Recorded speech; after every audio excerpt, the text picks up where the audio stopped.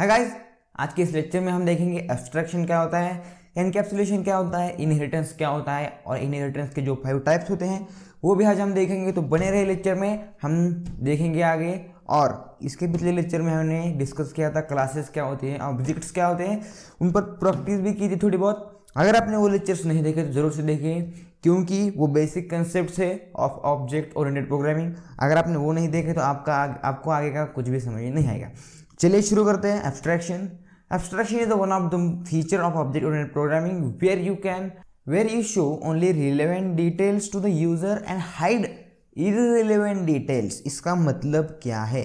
मतलब एब्स्ट्रैक्शन एक बहुत अच्छा फीचर है, ऐसा समझ सकते हो आप, कि क्या करता है वो यूज़र को रिलेवेंट चीज़ें ही दिखाता है और इररिलेवेंट चीज़ें उनको नहीं दिखाता, हाइड करता है। एग्जाम्पल के लिए समझते हैं, when you send an email. इसको समझते हैं, अगर आपने क्या किया, किसी को ईमेल सेंड किया। जब भी आप ईमेल को सेंड करेंगे, जैसे ही सेंड पे क्लिक करेंगे तो वहाँ पर एक मैसेज आता है, यूर मैसेज इज सेंट या यूर मेल इज सेंट। लेकिन उस वक्त बैकएंड में जो चीज़ें चल रही होती है, फॉर एग्जाम्पल जैसे वो मतलब जो सर्वर ईमेल गूगल का जो सर्वर है वो कैसे कनेक्ट होता है आपसे, और कैसे नेट की परमिशन लेता है आपसे, या कैसे वो दूसरे जिसको भी आप ईमेल सेंड कर रहे हो उसको वो कैसे सेंड करता है। जो बैकएंड में चीज़ें हो रही होती हैं वो तो आपको पता नहीं होती, लेकिन फिर भी आप उसको यूज़ कर पाते हो। मतलब जो बैकएंड में चीज़ें होती हैं वो आपके लिए क्या होती है, इररिलेवेंट होती है। मतलब आपको उसकी कोई ज़रूरत नहीं होती जानने की, उसके बिना भी आप मेल को सेंड कर सकते हो। इसी तरह से आपको जब भी कोई क्लास यूज़ करनी होती है, या जब भी कोई ऑब्जेक्ट ओरिएंटेड प्रोग्रामिंग का कोई फीचर यूज़ करना होता है, उस केस में आप डायरेक्टली प्रोग्राम को यूज़ कीजिए। उस प्रोग्राम में क्या है वो यूज़र को जानने की कोई ज़रूरत नहीं होती, तो वो यूज़र से वो डिटेल्स हाइड करने के लिए हमें क्या करता है, एब्स्ट्रैक्शन यूज़ में होता है। कैसे यूज़ में होता है वो भी हम देखेंगे। एक और एग्जांपल के साथ मैं समझाता हूँ इसको।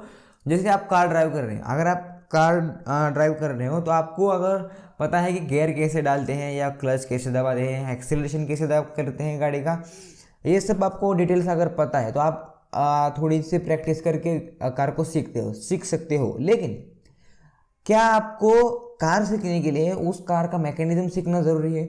मतलब उस कार में कितने साउंड्स लगे हैं या कितने गियर्स लगे हैं, मतलब अगर आपको वो उस कार को चलाना सीखना है तो उस केस में क्या आपको ज़रूरी है कि आपको उस कार का मैकेनिज्म आता हो? मतलब उस कार में कितने पार्ट्स लगे हुए हैं, कौन सा पार्ट कब यूज़ होता है, उस गाड़ी का जो स्ट्रक्चर है वो कैसे बनाते हैं, ये सब जानने की आपको कोई ज़रूरत नहीं, क्योंकि आपके लिए वो क्या है, इररिलेवेंट है, कोई भी यूज़ का नहीं है। आप अगर आपने उस सब को नहीं देखा या नहीं समझा तब भी आप कार चला सकते हो अच्छे से। इसी तरह से अगर आपने जो भी हमने प्रोग्राम बनाया है, उस प्रोग्राम में जो भी यूज़र के लिए इररिलेवेंट चीज़ें हैं उसको हम हाइड कर सकते हैं यूज़र एब्स्ट्रैक्शन। कैसे यूज़ करते हैं वो अभी हम देखेंगे। इस प्रोग्राम की मदद से समझते हैं हम कि कैसे हम एब्स्ट्रैक्शन को यूज़ करेंगे। चलिए देखते हैं VS कोड में कि कैसे हम इसके यूज़ कर सकते हैं। लेकिन उससे पहले मैंने क्या किया है, एक क्लास बना के रखी है स्टूडेंट नाम की। मैंने क्या किया है, एक प्राइवेट क्लास बनाई है और उसमें डेटा मेंबर कर दिया है, मतलब डिक्लेयर कर दिया है। और यहाँ पर आपको शायद, अगर आपने पिछले लेक्चर्स नहीं देखे तो आपको नहीं पता होगा कि बाय डिफ़ॉल्ट भी ये जो डेटा मेंबर इसमें मैंने लिखे हैं एज, वो बाय डिफ़ॉल्ट प्राइवेट होता है। अगर आपने उसको पब्लिक किया तो ही आप उसको एक ऑब्जेक्ट बना के उसको एक्सेस कर सकते हैं। और ये भी ऑब्जेक्ट क्या होता है, ये डेटा मेंबर्स क्या होते हैं, अगर आपको नहीं पता तो आपने 100% पिछले लेक्चर्स मिस किए हैं, तो पिछले लेक्चर जरूर देखें, तभी इसमें आए, तभी आपको अच्छे से समझ में आएगा। यहाँ पर फर्स्ट क्या लिखा है मैंने, प्राइवेट, और इसमें क्या लिखा है, इंट एज, मतलब एक डेटा मेंबर है मैंने जो डिक्लेयर किया है। लेकिन इसको मैंने प्राइवेट जैसे ही किया और मैं यहाँ पर अगर एक ऑब्जेक्ट बनाऊँ एस नाम का, और यहाँ पर मैंने उसको एक्सेस करने की कोशिश की s.age, तो मैं जैसे ही ऐसी कोशिश करता हूँ तो मुझे क्या मिलता है, एरर। क्यों? क्योंकि दिस इज़ अ प्राइवेट, आप इसको ऐसे ही एक्सेस नहीं कर सकते। समझ में? आपको अगर इसको एक्सेस करना है तो आपको फंक्शन का यूज़ करना पड़ेगा। मैं इसको हटा देता हूँ और मैं क्या करूँगा, यहाँ पर एक फंक्शन बनाऊँगा। कैसे फंक्शन बनाते हैं इसमें, ये भी हमने पिछले लेक्चर में ही देखा है, तो आप वहाँ से जाकर देख सकते हैं। यहाँ पर हम क्या करेंगे, एक फंक्शन बनाएंगे, कौन सा, सेट माय वैल्यू। आप कौन सा भी फंक्शन यूज़ कर सकते हैं, कौन सा भी नाम का, मतलब क्योंकि आपकी वो मर्जी है, आप कौन से भी नाम का फंक्शन यूज़ कर सकते हैं। यहाँ पर मैं क्या लिखूंगा, ए, मतलब जो भी आप नाम देना चाहते हैं उस वेरिएबल को आप दे सकते हैं। और यहाँ पर हमें क्या लिखना है, एज इक्वल टू ए, आपको ऐसे लिखना है। और इसके बाद एक और फंक्शन बनाएंगे हम, और उसमें क्या करेंगे, गेट माय वैल्यूज़, ऐसा एक फंक्शन बनाएंगे। और इसमें हम क्या करेंगे, उसको प्रिंट करेंगे, किसको, एज को, एज नाम के वेरिएबल को। यहाँ पर आप देख सकते हैं। और मैंने यहाँ पर ऐसे डायरेक्टली इंट एज क्यों नहीं लिखा वो भी हम आगे देखेंगे। अभी यहाँ पर मैं क्या करता हूँ, फिलहाल तो इसको मैं प्रिंट करता हूँ। हमें क्या लिखना है प्रिंट करने के लिए, S dot S dot get my values, और second function is S dot get my values. यहाँ पर आप ध्यान से देखिए, यहाँ पर एक एरर दिखा रहा है। तो ये एरर किस लिए दिखा रहा है, क्योंकि मैंने इसमें एक पैरामीटर पास किया है, तो मुझे यहाँ पर पैरामीटर पास मतलब वैल्यू पास करनी है 4। अभी पैरामीटर क्या होता है ये भी अगर आपको नहीं पता तो पिछले लेक्चर देखिए। यहाँ पर हम क्या करेंगे, इसको रन करेंगे। जैसे मैं रन करूँगा आप ध्यान से देखिए, यहाँ पर 4 प्रिंट होके आ चुका है। अब मैं बताता हूँ आपको मैंने यहाँ पर इंट एज क्यों लिखा। मैंने डायरेक्ट उसको एक्सेस, मैंने यहाँ पर एज, मैं क्या करता हूँ, मैं यहाँ पर एज लिखता हूँ और इसको मैं क्या करता हूँ, कमेंट कर देता हूँ। और अब रन करके देखते हैं क्या होता है। यहाँ पर आप देख सकते हैं ये इसने क्या किया, गार्बेज वैल्यू को प्रिंट किया। क्यों इसने गार्बेज वैल्यू को प्रिंट किया, मेरी तो एज की वैल्यू क्या थी 4, इसने 4 को प्रिंट क्यों नहीं किया। इसने 4 को प्रिंट इसलिए ही नहीं किया क्योंकि हम इसको डायरेक्टली एक्सेस नहीं कर सकते, दिस इज अ प्राइवेट। आप इसको डायरेक्टली एक्सेस नहीं कर सकते। आप क्या कर सकते हैं, ऐसे कोई भी इंटीजर बनाइए और इसमें इसको मतलब डिक्लेयर कर दीजिए उसके इक्वल, और इसको क्या कर दीजिए, प्रिंट कर दीजिए। आई होप आपको पता चल गया होगा कि कैसे प्राइवेट डेटा को एक्सेस कर सकते हैं थ्रू द फंक्शंस, और कैसे वैल्यूज को प्रिंट कर सकते हैं। चलिए आगे बढ़ते हैं, देखते हैं एनकैप्सुलेशन क्या होता है। चलिए बढ़ते हैं, देखते हैं एनकैप्सुलेशन क्या होता है। Encapsulation is a process of combination of data members and the functions in a single unit called class. This is to prevent access of data directly, मतलब डायरेक्टली हम डेटा को एक्सेस नहीं कर सकते। This access to them is provided through the functions to the class. It is the one of the popular feature of object oriented programming that helps to data heading, मतलब data heading में use होता है। देखिए VS code में चलिए देखते हैं कैसे हम इसको यूज़ कर सकते हैं। मैंने पहले से एक प्रोग्राम बना के रखा है ताकि हमारा टाइम वेस्ट ना हो सके। कुछ नहीं, मैंने वही क्लास बनाई है एग्जाम्पल, यहाँ पर मैंने क्लास चेंज कर दी, नाम उसका सिर्फ एग्जाम्पल एनकैप्सुलेशन नाम की एक क्लास बनाई है मैंने। और यहाँ पर आगे क्या किया मैंने, एक डेटा को प्राइवेट किया है, कौन सा, नम। Since we have marked this data member private, any entity outside this class cannot access this data members directly. They have to use getter and setter functions.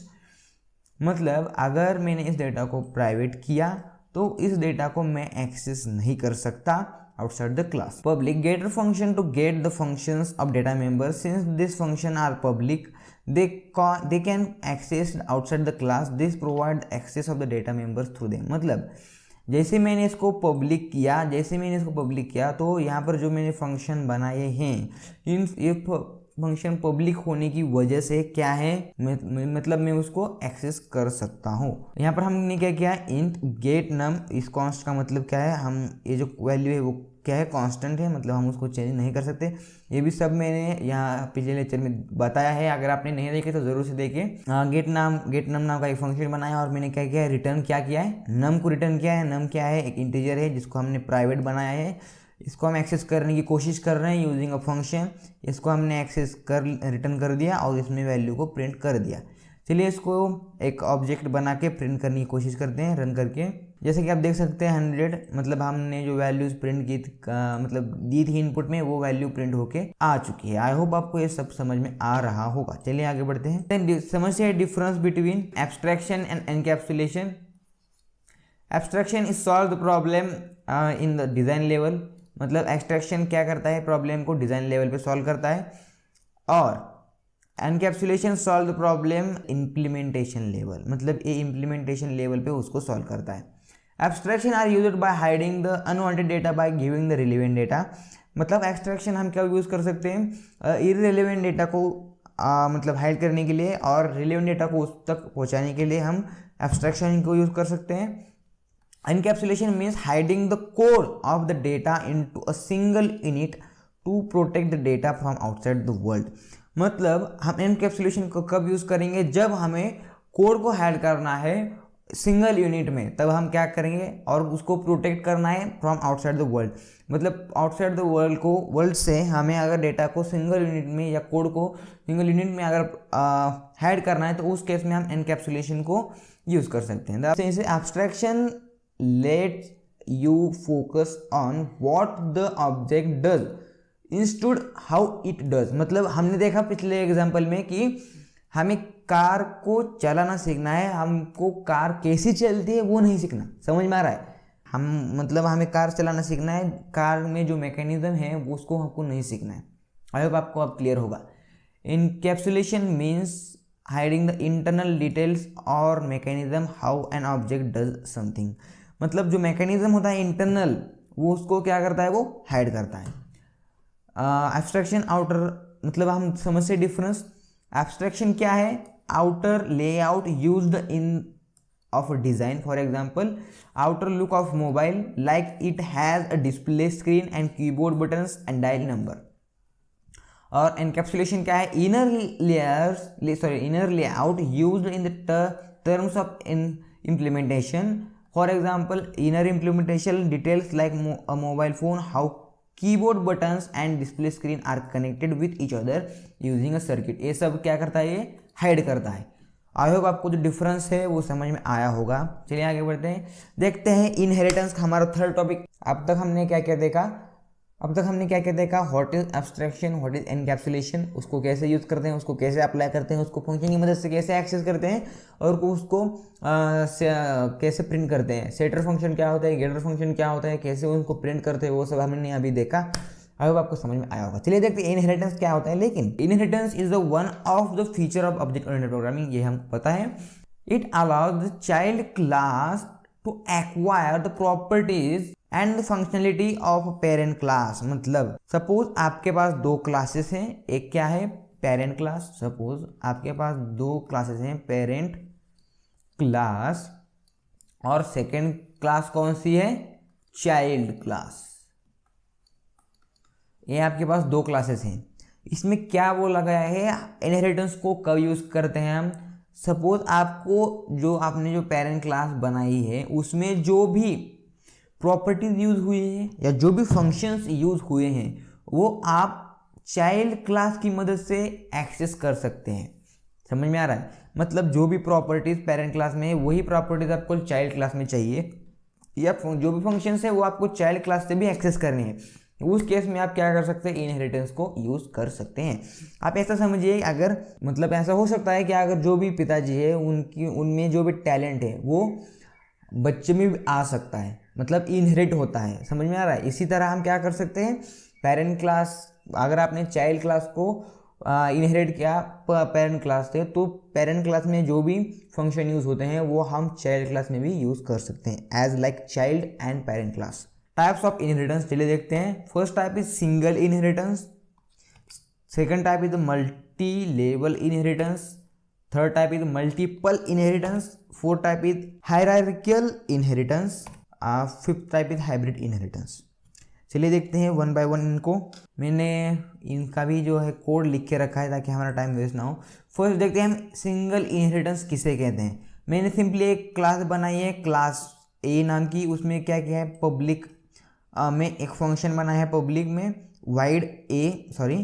Wide में फंक्शन ए नाम का एक फंक्शन बनाया है, और उसमें क्या लिखा है, cout I am from class A. मतलब मैंने ऐसा क्यों लिखा, क्योंकि अगर जब ये जो फंक्शन है फंक ए नाम का, वो जब भी रन होगा तो हमें पता चलना चाहिए ना वो क्लास ए का फंक्शन है, इसलिए मैंने यहाँ पर क्या लिखा है, आई एम फ्रॉम क्लास ए।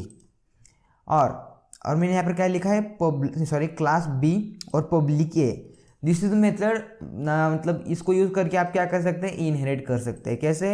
आपको फर्स्ट न्यू क्लास जो भी बनाते हैं वो उसका नाम लिखना है, उसके बाद पब्लिक लिख के ए लिखना है। ए क्यों लिखा मैंने? क्योंकि मैं ए क्लास को उससे इनहेरिट करना चाहता हूँ।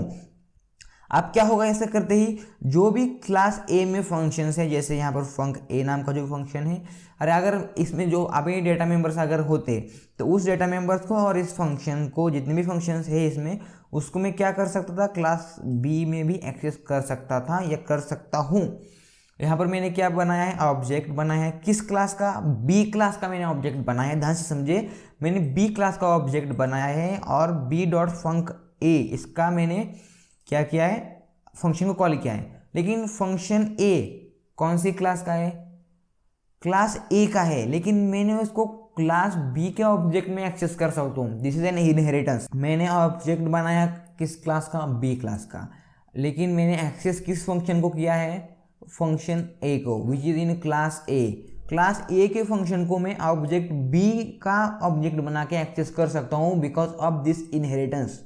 आई होप आप समझ में आ सक मतलब आप समझ में आया हो। रन करके देखते हैं, यहाँ पर क्या आएगा, आई एम फ्रॉम क्लास ए। मैंने बनाया है ऑब्जेक्ट बी क्लास का, फंक्शन एक्सेस किया है ए क्लास का, और वो भी प्रिंट हो चुका है। क्यों, क्योंकि इनहेरिटेंस प्रॉपर्टी की वजह से। आई होप आपको समझ में आया होगा इनहेरिटेंस। यहाँ पर हमने देखा अभी सिंगल इनहेरिटेंस क्या होता है। अभी हम क्या देखेंगे, मल्टीपल इनहेरिटेंस क्या होता है। मतलब यहाँ पर सिंगल इनहेरिटेंस में क्या था, क्लास बी किससे इनहेरिट हुई थी, क्लास ए से। यहाँ पर मल्टीपल इनहेरिटेंस में क्या होता है, क्लास सी जो है वो किससे किससे इनहेरिट हुई है, ए से भी इनहेरिट हुई है और बी से भी इनहेरिट हुई है। मतलब मल्टीपल इनहेरिटेंस, समझ में आया, मल्टीपल इनहेरिटेंस इसे कहते हैं। क्लास सी जो है, क्लास सी वो क्लास बी से भी इनहेरिट हुई है और क्लास ए से भी इनहेरिट हुई है। इस केस में क्या था, क्लास बी सिर्फ ए क्लास से इनहेरिट हुई थी, उसको हमने क्या बोला था, सिंगल इनहेरिटेंस। इस केस में दो, मतलब क्लास ए से भी हुई है इनहेरिटेंस और बी से भी हुई है, इसलिए यहाँ पर क्या कहा जाता है, मल्टीपल इनहेरिटेंस। चलिए इसका एग्जांपल देखते हैं। This is an multiple inheritance. Class ए बनाया है हमने और उसके बाद फंक्शन ए बनाया, उसमें लिखा मैंने I am from class A. Class B बनाया मैंने, यहाँ पर फंक्शन बी, यहाँ पर लिखा मैंने I am from class B, ताकि हमें पता चल सके फंक्शन ए रन हो रहा है या फंक्शन बी रन हो रहा है। जब फंक्शन ए रन होगा तो यहाँ पर आ जाएगा आई एम फ्रॉम क्लास ए, जब फंक्शन बी रन होगा तो यहाँ पर आ जाएगा I am from class B. और यहाँ पर मैंने क्या किया है, class C, class public A और पब्लिक बी। ऐसा क्यों लिखा मैंने, क्योंकि जो क्लास सी है वो, क्लास सी जो है वो ए से भी इनहेरिट हुई है और बी से भी इनहेरिट हुई है, इसलिए मैंने यहाँ पर क्या लिखा है, क्लास सी पब्लिक ए मतलब एंड पब्लिक बी। इसकी मदद से क्या होगा, इसकी मदद से हम क्लास ए में जो भी फंक्शंस है और क्लास बी में जो भी फंक्शंस है उन दोनों को भी एक्सेस कर सकते हैं। चलिए देखते हैं रन करके क्या होता है ये सब। यहाँ पर आप देख सकते हैं I am from class A और I am from class B, मतलब इन दोनों को भी हम एक्सेस कर सकते हैं यूजिंग अ मल्टीपल इनहेरिटेंस। चलिए अगला एग्जाम्पल देखते हैं। This is an example. First हम देखते हैं डायग्राम की मदद से, what is multi level inheritance. Multi level inheritance क्या होता है, डिराइव्ड क्लास बी, मतलब क्लास सी क्लास बी से इनहेरिट हुई है और क्लास बी क्लास ए से इनहेरिट हुई है, मतलब मल्टी लेवल्स में काम हुआ है। यहाँ पर पिछले में क्या हुआ था, एक ही लेवल थी, मतलब क्लास सी इन दोनों से इनहेरिट हुई थी। यहाँ पर क्या हुआ है, क्लास सी बी से, बी ए से, मतलब मल्टी लेवल में काम हो रहा है इधर। फिर देखते हैं एग्जाम्पल की मदद से क्या होता है मल्टी लेवल इनहेरिटेंस। हमने यहाँ पर क्या लिखा है, क्लास ए, यहाँ पर मैंने वही फंक्शन बनाया है फंक्शन 1।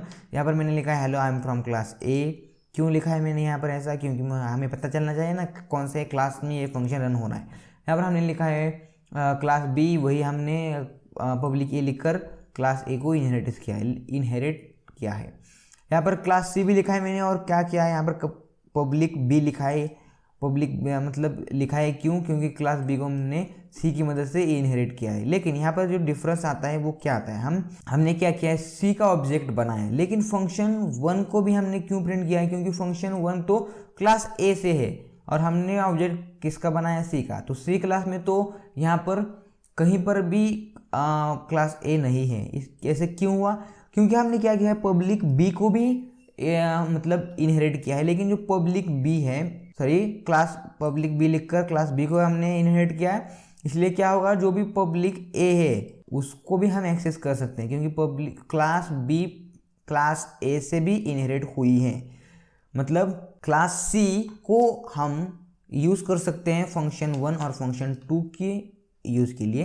ये रन करके देखते हैं। जो भी हमने अभी देखा, class from class hello from I am from class A और हेलो हम फ्रॉम क्लास बी, दोनों ही फंक्शन को हम एक्सेस कर सकते हैं using a single object. I hope आपको समझ में आया होगा। चलिए बढ़ते हैं आगे, देखते हैं what is hybrid inheritance. Diagram की वजह से समझते हैं पहले what is an hybrid inheritance. यहाँ पर क्लास 3 क्लास 2 से भी इनहेरिट हुए हैं और क्लास 1 से भी इनहेरिट हुए हैं, और क्लास 1 बेस क्लास से इनहेरिट हुई है और क्लास 2 भी बेस क्लास से इनहेरिट हुई है।